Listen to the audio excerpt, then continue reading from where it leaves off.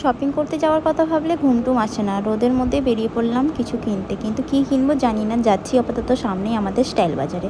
তো এখানে গিয়ে আমার মনটা একটু খারাপ হয়ে গেল, কিন্তু আমার একটাও জামা পছন্দ হচ্ছিল না। আর ওরা বললো পুজো কালেকশান এখনও আসেনি, কবে আসবে জানি না।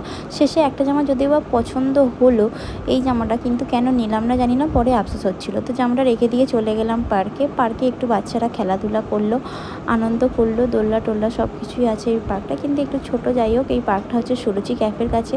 তো সুরুচি ক্যাফেটা আমি ঢুকিনি, পাশ দিয়ে হেঁটে চলে গেলাম আমি পাশের আর একটা জামা কাপড়ের দোকানে।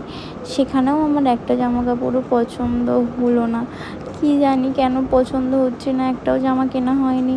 যাই হোক, জামা তো পছন্দ হলো না। দিদির বার্থডে ছিল, কেক টেক কিনে বাড়িতে চলে এলাম আর বার্থডে সেলিব্রেশন করলাম।